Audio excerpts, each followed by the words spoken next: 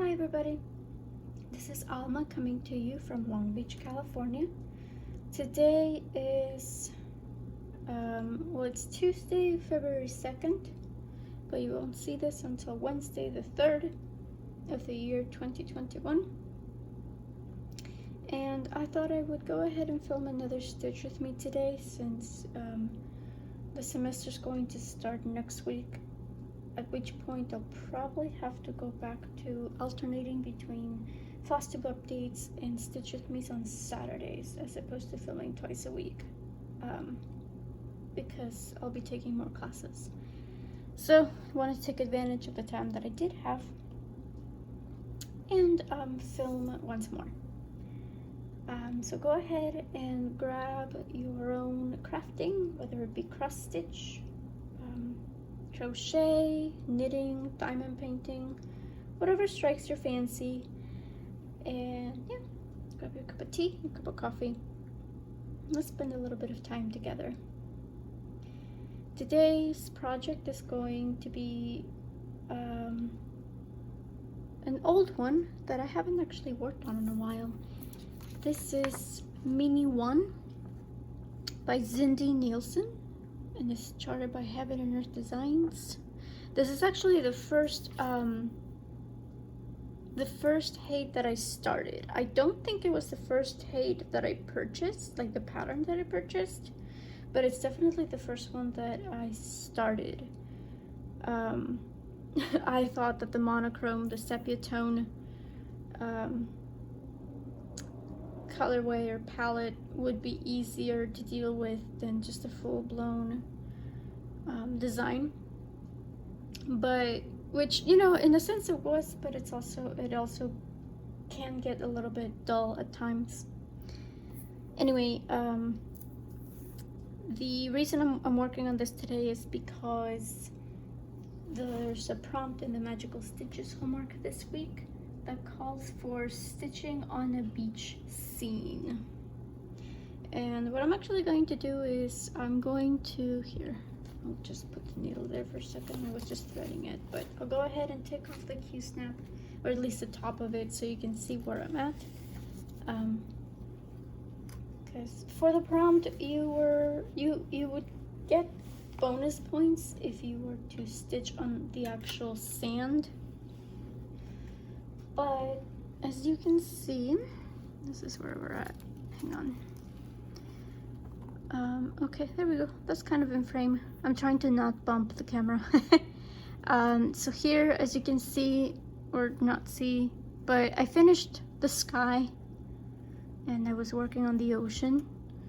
Obviously I started a little bit with her and her hair, but she's pretty confetti heavy, so we'll be working on this section right here today, which is, you know, it's still a little bit of the sky and then the horizon coming in on the ocean. There we go. Try not to bump you. But so for Magical Stitches, you could get bonus points if you worked on the sand portion of your beach scene. Unfortunately, that's not going to be possible because I'm not, you know, I'm just right here, and even here, you know, like I'm practically in this section right here. So that's still too high. It's not, I didn't quite make it to the sand section just yet, but that's okay. I'm actually really excited to be working on this because it's been a while since I pulled it up, and I just realized I just misplaced my needle, my threaded needle, which is great. It's fantastic. Oh, here we go. It was stuck to the fabric. Okay, so yeah, so let's get it started. We're supposed to stitch 300 stitches for the prompt. That's probably not gonna happen on camera, but that's okay. We can get started on it anyway.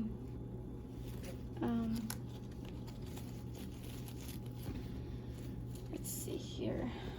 Trying to fiddle with the fabric. Okay. All right. 5 minutes in. Struggles. Okay.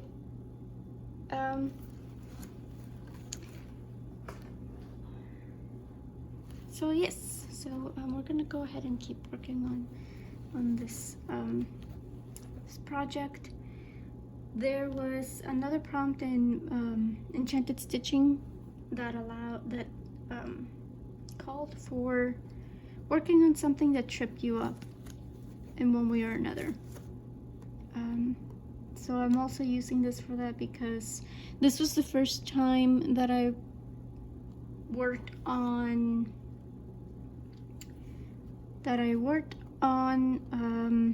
gridded fabric. So as in, you know, pre-gridded fabric, and that was really difficult for me to get used to. So it'll also apply for that as well. But I do want to have this be the first height that I finish. I'm a little over a third of the way done. I'm at 35% according to Pattern Keeper, almost 36% percent completion. So I would like to get that to 2/3 by the end of the year, if possible. But we'll have to see. There's so many other whips that I want to focus on that at this point I'm not sure which one will actually get worked on or not. But this one has been waiting for a long time to get back out. And yeah, so things are in full force with magical stitches. January was kind of an introductory month in terms of prompts and things we had to do. It was mostly an opportunity for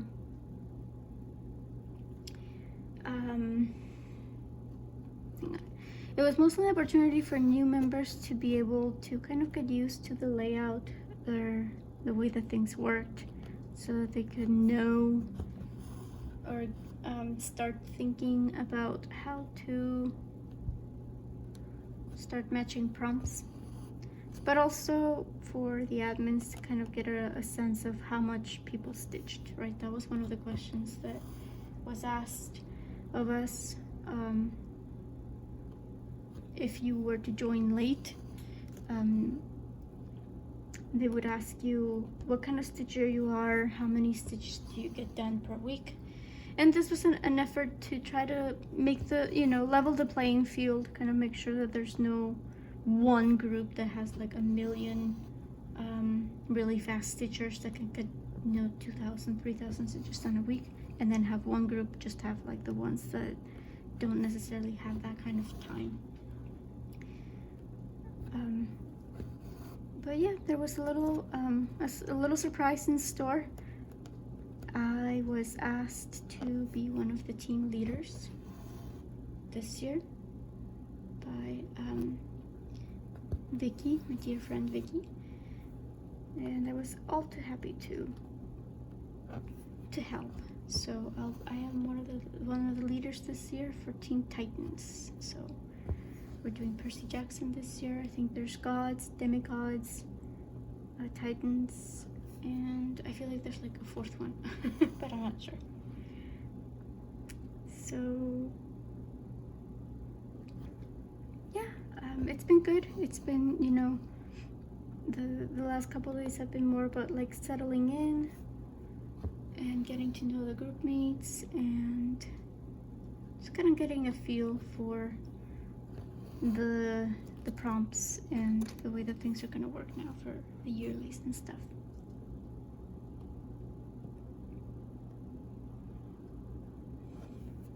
Okay, sorry. I couldn't find my hole for a second.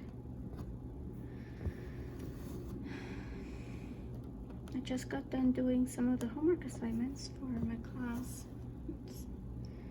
The assignments are due on Saturday night, and then that'll be it.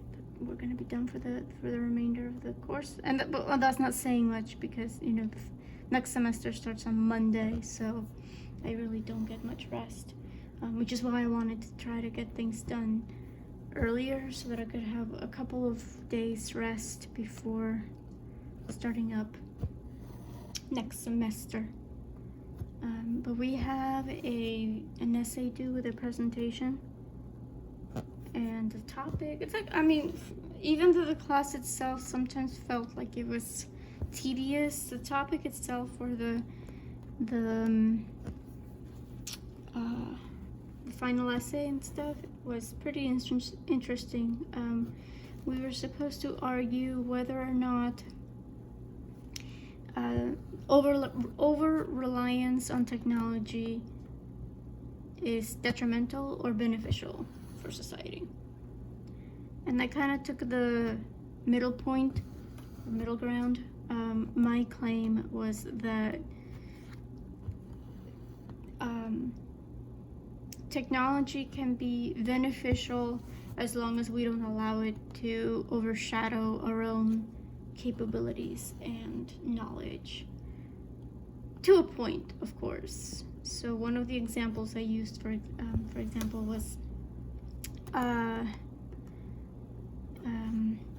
apps like Grammarly and spell check and all those word processors, right? That kind of look over your writing. I claimed that, especially nowadays with things like Twitter and other social media apps that kind of encourage you to write short, brief messages and try to abbreviate where possible. Sometimes, to like sacrificing grammar along the way. I made, my point was that it's all fine and dandy to use those apps and use that shortened language in that sense, but one should also be aware of, grammar rules and have proper spelling and what have you for their own knowledge, and I always kind of use it back to being successful in the professional world, right?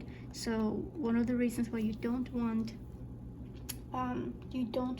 technology to kind of overshadow your skills and knowledge is because in the professional world, if you lack those writing skills, if you lack those even the communication skills, because nowadays people tend to steer towards electronic means of communication, so face-to-face interaction is slowly but surely not being the norm.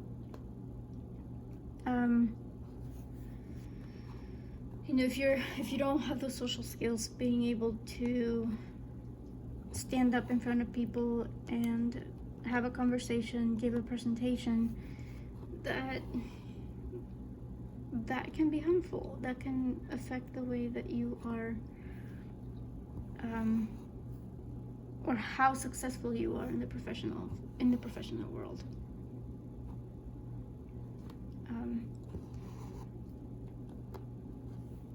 Another example that I used was GPSs. GPSs in phones and in cars. If you are going someplace, it's all fine and dandy to use a GPS to figure out which is the best route. I have a knot. Which is the best route in terms of traffic. That's fine. That's, you can go ahead and do that. It's beneficial. However, especially if you're going to someplace new, you should at least get the basic layout of the place before you go. You kind of stake out the main roads, points of interest near gas stations, police stations, what have you, before going, just in case. Because if you're relying on the GPS to tell you where to go and the GPS somehow spasses out, then you're stranded. And you don't want to be stranded.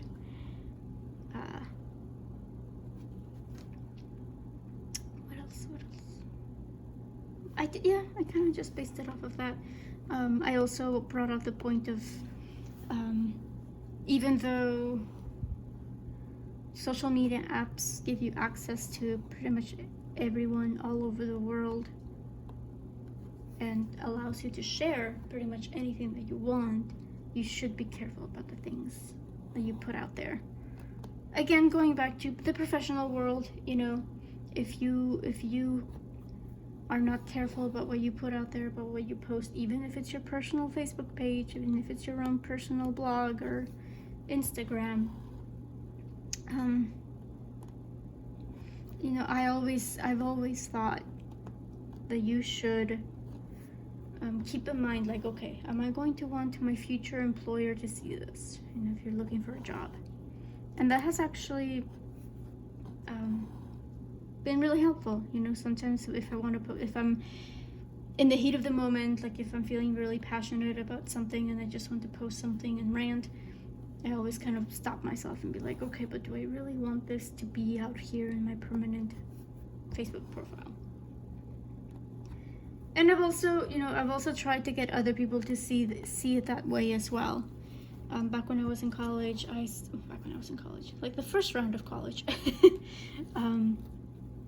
I had a friend who was studying to be a music teacher, and he was a year, I don't know if he was a year older, but he was like a year ahead of me, right? So he graduated before I did. And so we still kept in touch. You know, we kept in touch while he was trying to look for a job and what have you.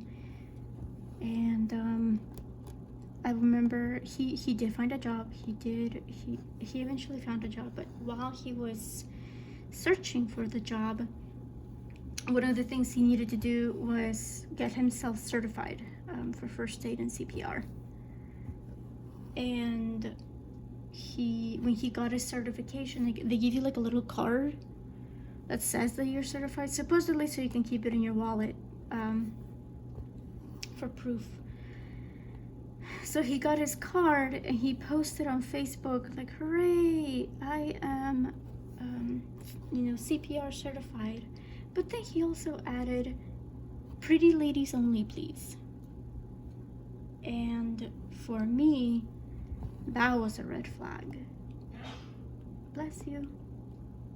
For me, that was a red flag. That was like, and I told him so. I messaged him and I'm like, listen, you have to change it.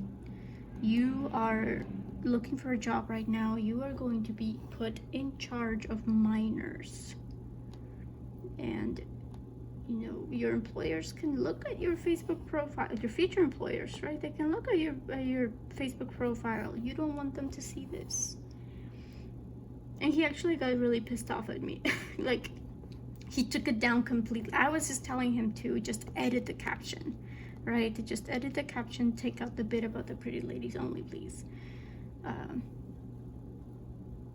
And so he took it down. So I'm like, well, why'd you take it down? And he's like, well, because if I can't, you know, if he said something along the lines of like, if I can't be myself, that I don't want to put it there at all.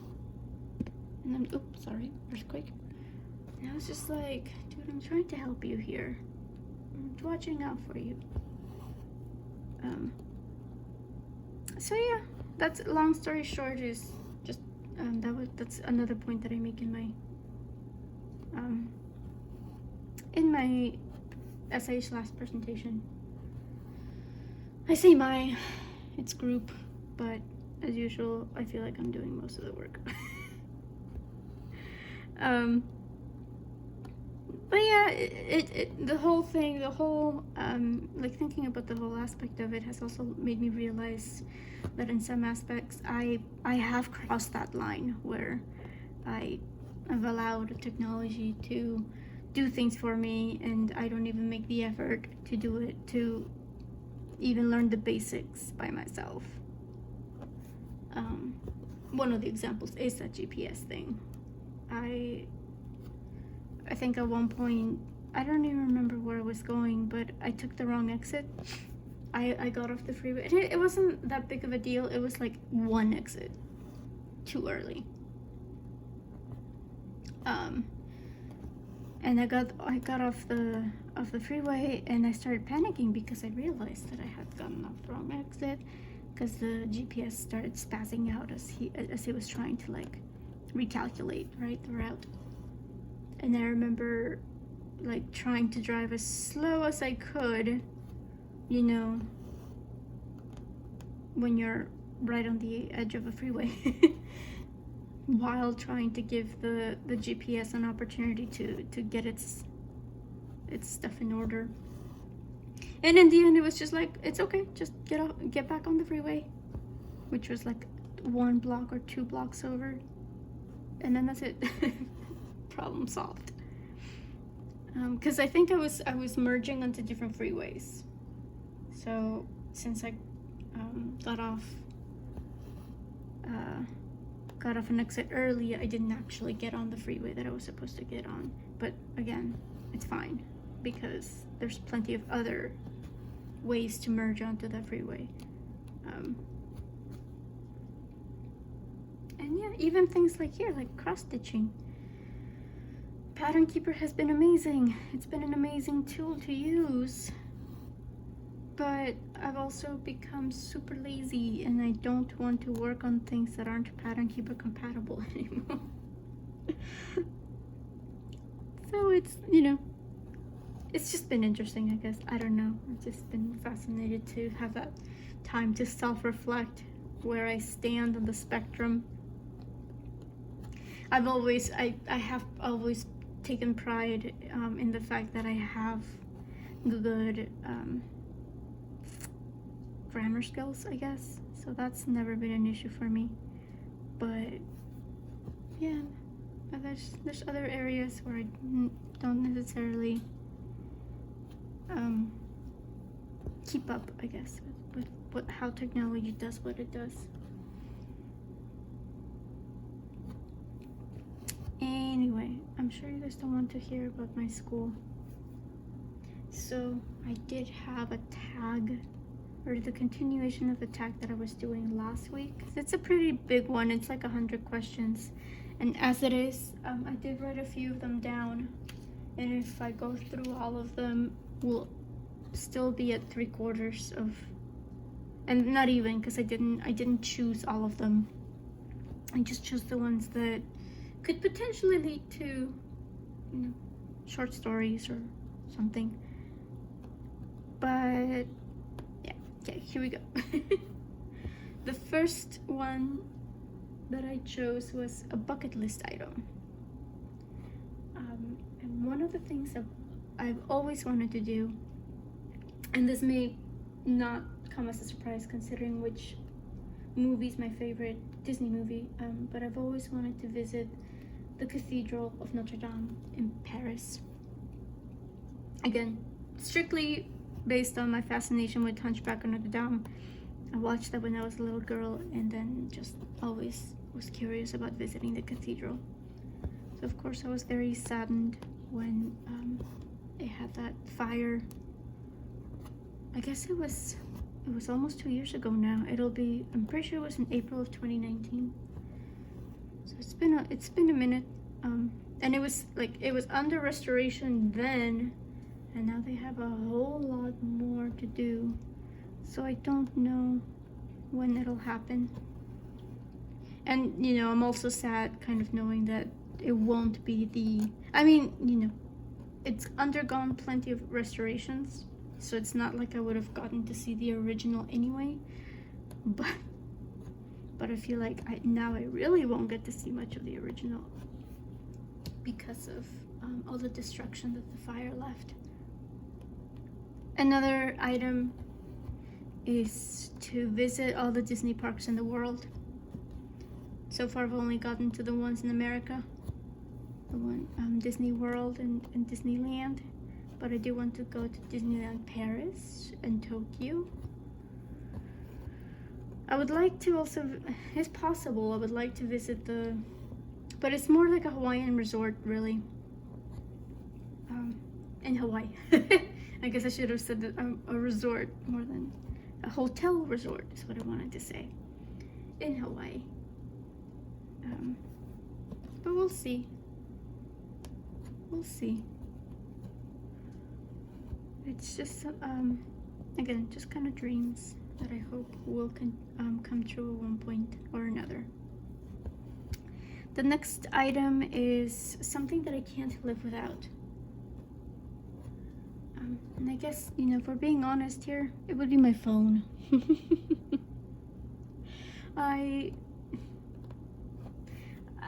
I can, you know, put it down and put it away if I need to, right?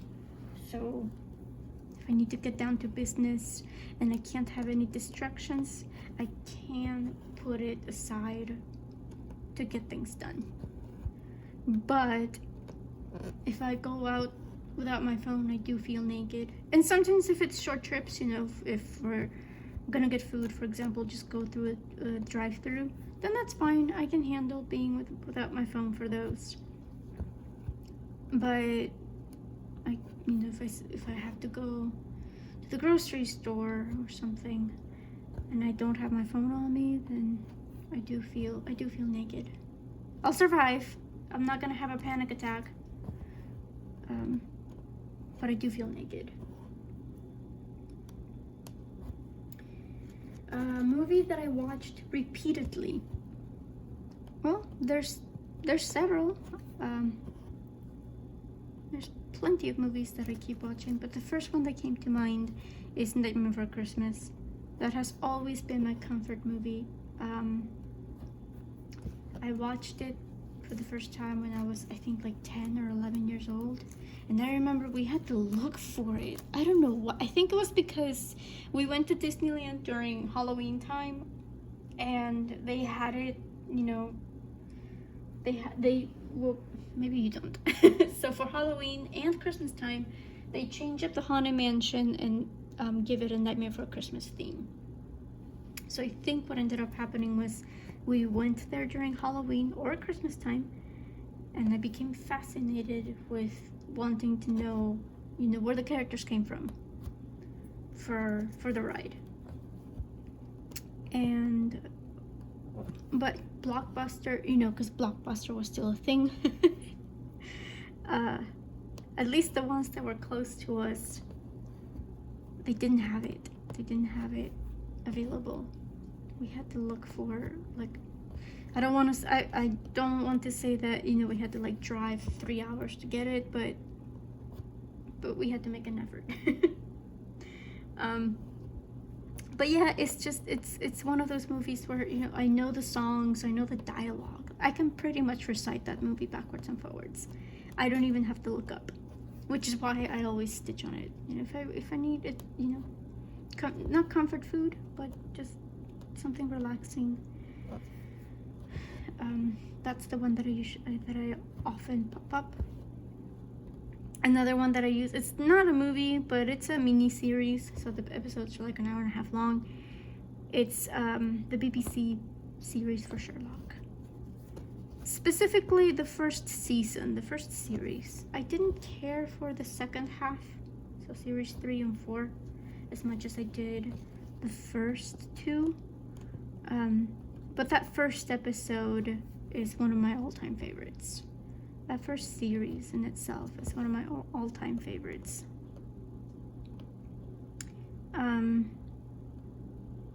There's just something about, I don't know. I just think that the actors are very well suited for their characters.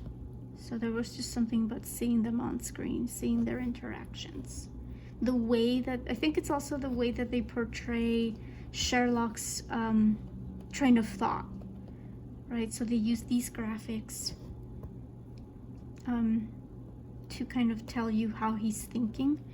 Ooh, sorry if you can, did you feel that change? I don't know if you guys saw that change in light. I guess there's a cloud somewhere. Anyways, yeah, good series. If you have access, it's on Netflix, so if you have access to Netflix, I would totally recommend it. It's a very good show.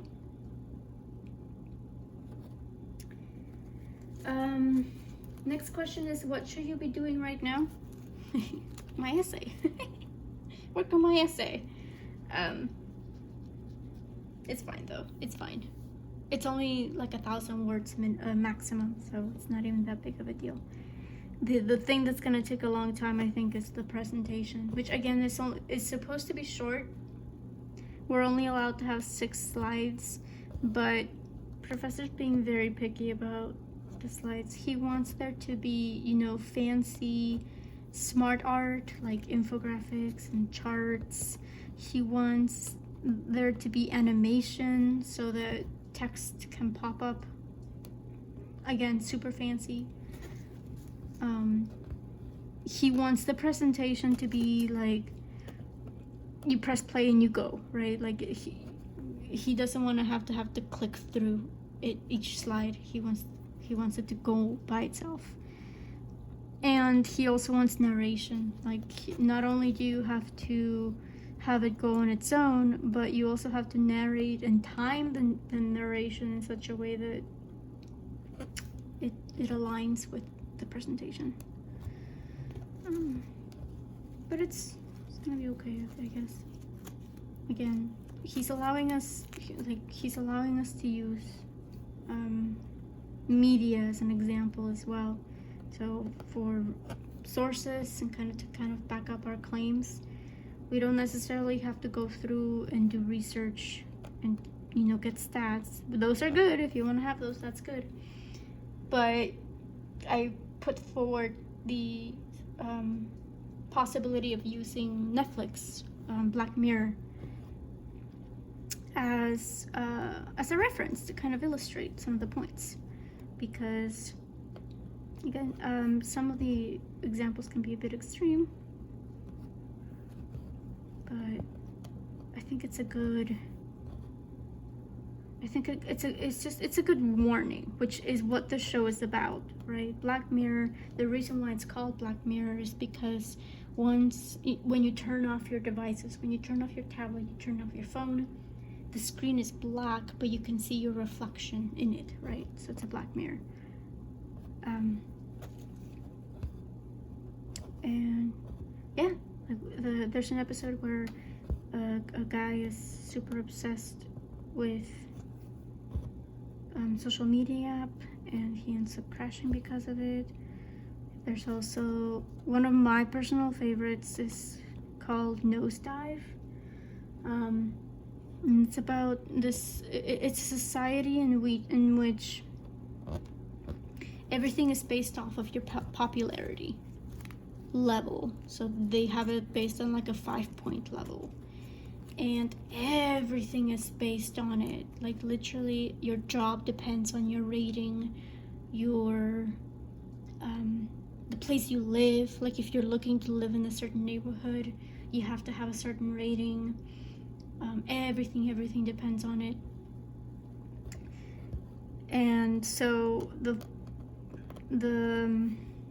episode follows this lady that is obsessed with having a high rating. And so she, you can kind of, at one point she practices her laughs.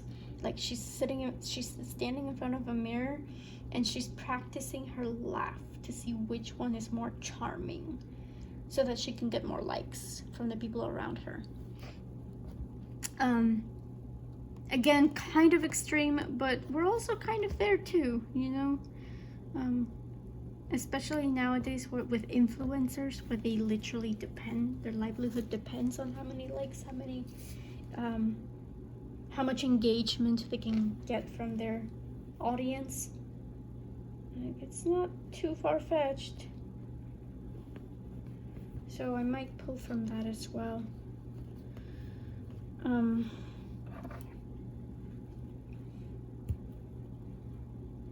So I think that was a long-winded way of saying that I should be working on my homework. Yeah.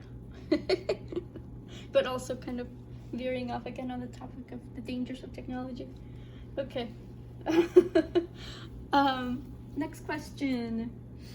My year goal.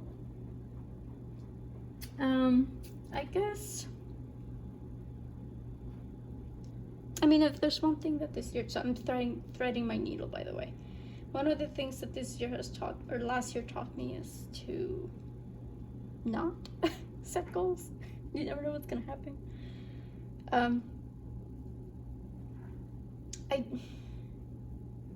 I did gain some weight during this pandemic, and I've seen posts that are, it's okay if you gained weight, you are dealing with a very abnormal situation, blah blah blah. But, and it's fine, like, I understand where they're coming from, and I totally understand, like,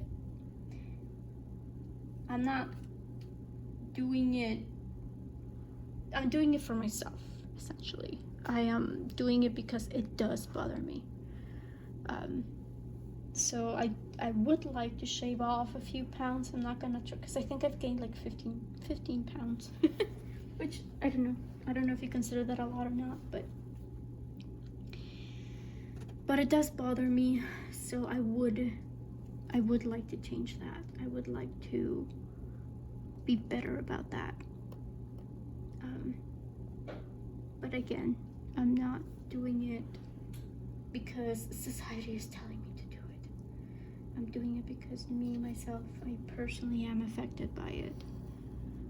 I don't know. I just want to power through school, I guess. Power through school and just get by.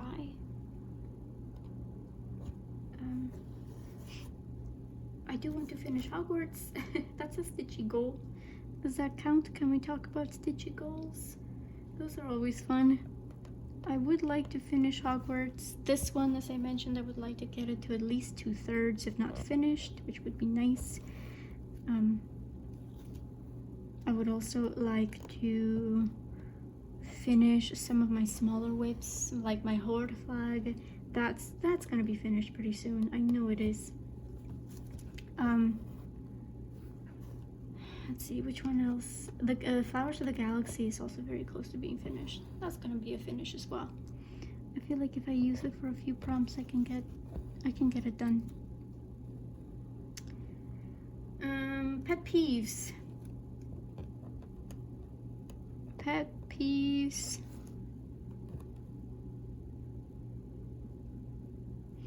Chewing with your mouth open. I had to think about it. I'm like, what bothers me? Chewing with your mouth open. If I can hear you, then it just irks me. I can't do it. Yeah, I just don't like it. The last song I listened to, are we counting soundtracks? Because I have been listening to the World of Warcraft soundtrack non-stop since the new expansion came out. There's like different realms, I guess, in the expansion. One of them has this like vampire theme, I guess we can call it, and that music is gorgeous. It's very haunting, very Haunted Mansion-y. They actually have they have a scene in which there's like dancing vampires up on, I'm sorry if you can hear my boyfriend, but there's dancing vampires up on the roof. Again, very Haunted Mansion, very, not even on the roof, on the ceiling, because it's not on the roof, it's ceiling, because it's inside. So yes, I've been listening to that a lot. It helps me focus, it helps me with work, like when I need to do my homework. Next question. The most expensive item on clothing I own. That's easy. That's a jersey / sweater, what you want to call it. They call it jerseys from Disneyland. They have jerseys that are themed around characters or rides, and there's like a million that I want to get, but I only have the one, which is, and the reason I got it is because it looks like it's cross-stitched. It's a pixelated image of, and it repeats. It's like a little motif between the castle and Minnie and Mickey, and it's Christmas themed. And again, partially the only reason why I got it is because it looks like it's cross-stitched. And those are like 60 or 70 bucks a piece, depending on the size you get, which is insane. But yeah, I'm pretty sure that's it, and I think it was like a Christmas gift or something. I feel like I only got it because it was a special occasion. Next question. My current obsession. My current obsession is my Eternal Promise whip. I am, well, I mean, unless we're also considering the music that I've been listening to nonstop. But my Eternal Promise whip, I have been using it for my focus pieces for both semi-sane and daily 30. So I've been stitching, so daily 30 is a closed group. I think they're both closed now. Daily 30 is definitely closed, but there's several challenges, but it's called daily 30. So one of the main challenges is that you choose a whip to kind of work on for 30 minutes daily. And I'm using Eternal Promise, and I am obsessed with it. I am so happy to work on it. At this point, I feel like I'm going to be reaching my goal for the year not soon, but earlier than the end of the year, earlier than expected. And if I do, then I'm gonna keep going. I think I'm gonna keep going. Unless, I don't know, maybe by then I will get tired of it, but I do want to plan to keep going. It's my second largest whip. It's very confetti heavy, but right now I'm working on the border, and I think what I'm gonna do is I'm gonna keep working my way down on the border, because I did start it on the top left where I normally start my whips, but since then I've learned that it might be better to work on it from the top up. And the reason for that is, if you're working, so say it's like this one, right, where you're working from the top down. I said top up, huh? Bottom up. If you're working from the top down, then as you're stitching, especially if you're stitching like with a frame like I am, and that you don't have a stand, then the stitching, as you move your Q-snap down, then the stitched part, the heavy part, ends up being on the top, and it kind of weighs it down. Meanwhile, if you stitch from the bottom up, then the stitched area, the heavy area, just falls on your lap. So this one's pretty small, so it's not going to be too big of a deal.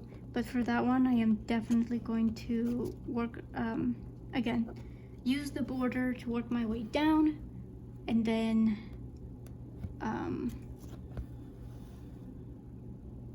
work my way down, and then work my way back up again, which will, I don't know, I feel like it's gonna be hard to get pictures of. But that's okay. I feel like it will be a benefit at the end of it. Anyways, I'm gonna go ahead and end this right here, since we're reaching that mark. I try to keep this with under 45 minutes, but yeah, I feel like this was good progress-ish. I forgot to because I had already done the video before this, Spanish. Tried to, at least. I got interrupted because, again, Andrew started talking over there in the background, but it's okay, work takes priority. But I am gonna go ahead and end this because I don't want his voice in the background for too long. I know that can be distracting and annoying. So this will be my last stitch. Thank you very much for joining me today. Last time I asked you if you preferred the variety versus choosing one whip. So I think what I'm gonna do is I'll alternate. So I'll have one that I'll use every other video, I think. I don't know which one that will be yet. But we'll see. So yes, as always, I hope that you guys have a productive week. Please be safe. And I hope that you always find the time to do the thing that makes you happy. Until next time, guys. Bye.